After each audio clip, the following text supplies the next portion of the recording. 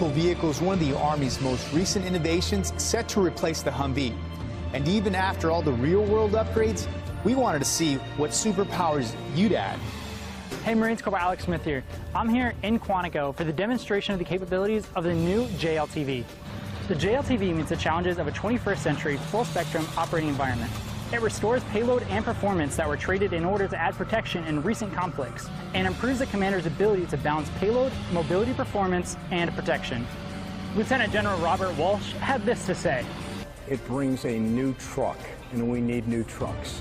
But along with that, it brings better reliability, better survivability, better protection, better lethality, all the things our Marines deserve on the battlefield.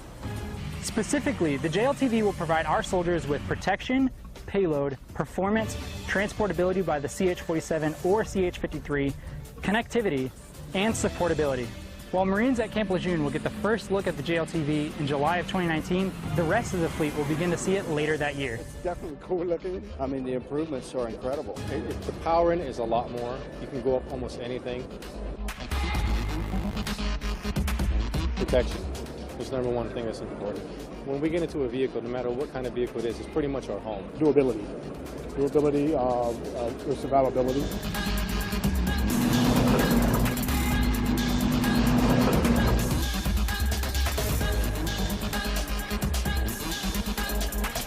The Jltv really restores a bunch of that performance. It gives them the ability to put payload back in the truck, gives them the ability to do a lot of really great off-road mobility, and it also gives them protection. It's got great suspension. It seems really comfortable. There's a lot of room up front. The type of mission set that we're looking at, and for probably the terrain we would be on, it would make a lot more sense.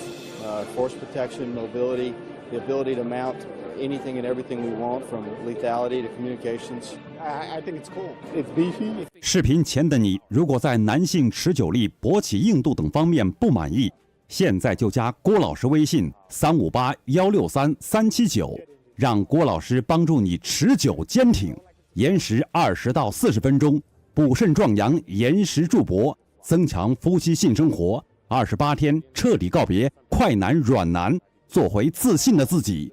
记住微信358-163-379。A lot more protection than what the Humvee did. It has about the same level of both direct fire and underbody protection as the original M-ATV, but it combines that with the off-road mobility and the restoration of payload.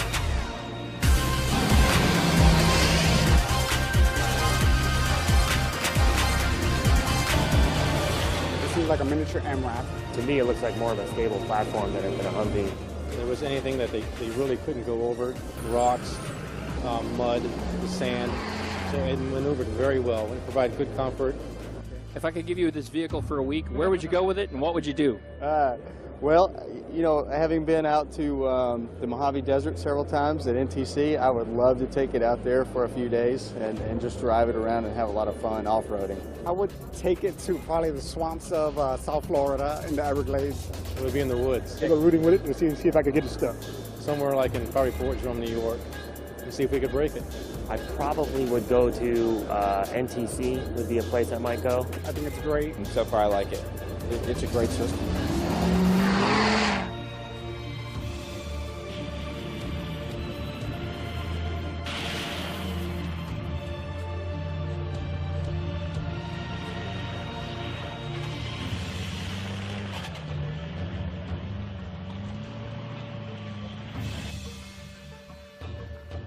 This is in transport height, very important to the Marine Corps as we get into our amphibious shipping, to be able to get on well decks. Very important to the Army as well, to be able to get on a C-130s and do low velocity airdrop, etc.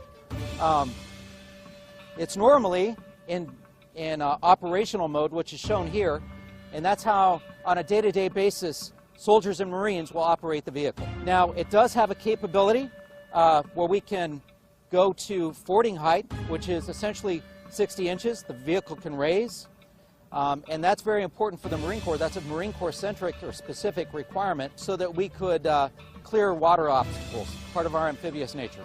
Okay, so getting to some of the technical capabilities of the vehicle.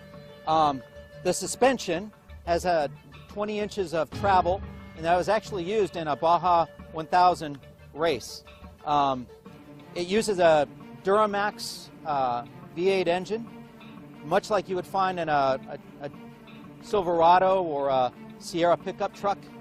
That's actually been modified by Gale Banks for any of you NASCAR fans. And then we use an Allison modified transmission as well. So to the max extent possible, we used a lot of commercial technologies with the powertrain, etc. The Jltv is designed for survivability to meet a number of threats, and it met all of both the Army and the Marine Corps requirements as far as that's concerned. Getting back to some of the technical, aspects of the vehicle, it does have a range of 300 miles, has a top speed of 75 miles per hour. So we talked about the capability, the payload of the vehicle. It has a payload of 5,100 pounds, and that's the utility vehicle. So think about your high-back Humvee. This would be kind of the JLT variant of that. The general purpose vehicle, it has a payload of 3,500 pounds. So my name is Lieutenant Colonel John Gutierrez, G-U-T-I-E-R-R-E-Z. I'm the product manager for vehicle systems at the Joint Program Office.